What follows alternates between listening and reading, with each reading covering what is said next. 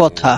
আজকের পর্বে আমরা দেখতে চলেছি সন্তান চুরির অপরাধে চিত্রাগোকে কিভাবে পুলিশ গ্রেপ্তার করলো।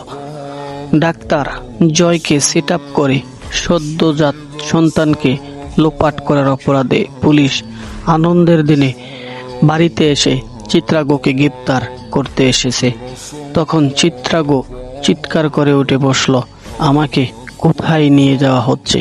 এরা সবাই মিথ্যে বলছে, আমি কোনো সন্তান চুরি করিনি, ছেড়ে দাও আমাকে। তখন অবাক দৃষ্টিতে কথা বলল মেজমা, তাহলে তুমি আমার সন্তানকে চুরি করেছ? এ আমি বিশ্বাস করতে পারছি না।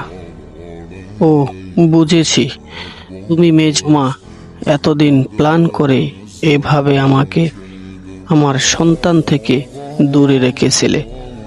তখন চিত্রার শ্বশুর বলল, এ কি বৌমা, তুমি আমার বংশধরকে এভাবে সরিয়ে দিতে চেয়েছিলে? তোমার মনে এই ছিল? এই প্ল্যান করে তুমি চলছিলে? তখন কথা বা নায়িকা বলল, তুমি আমার স্বাদের দিনে আমার আনারসে বিষ মিশিয়ে দিয়েছিলে, আমার সন্তানকে ধ্বংস করতে চেয়েছিলে। তখন চিত্রাদের সন্তান কাঁদতে কাঁদতে এসে বলল, তুমি আমার মা, কেন করলে তুমি এমন? বলো মা, তুমি কেন করলে? কি অপরাধ ছিল ওর? এই ছোট্ট বাচ্চাটির কি অপরাধ ছিল?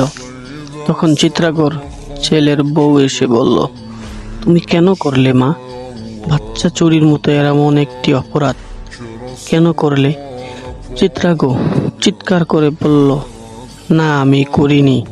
চিত্রাগো কোনোভাবেই সদ্যজাত সেই সন্তানকে চুরির অপবাদটি নিতে চাচ্ছিল না। চিত্রাগর ছেলে রেগে মেগে বলল, আর কাকে কি বলবো এই মহিলার কথা? নিজের মাকে, অর্থাৎ চিত্রাগোকে বলল তার ছেলে। চিত্রা কেঁদে কেঁদে বলল, আমি তোর মা হই রে মা।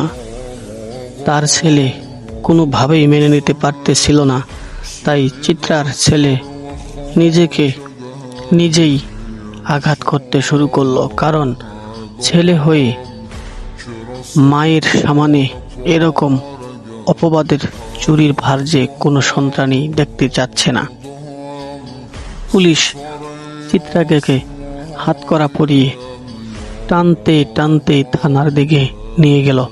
প্রিয় দর্শক, যদি আমাদের এই চ্যানেলটি, এই নাটকের দৃশ্যের সংলাপগুলো ভালো লাগে, তাহলে আমাদের চ্যানেলটিকে সাবস্ক্রাইব করে পাশে থাকবেন। আমাদের কমেন্ট বক্সে আপনাদের মতামত জানিয়ে যাবেন। আপনাদের কমেন্টের উপরে ভিত্তি করে আমরা নতুন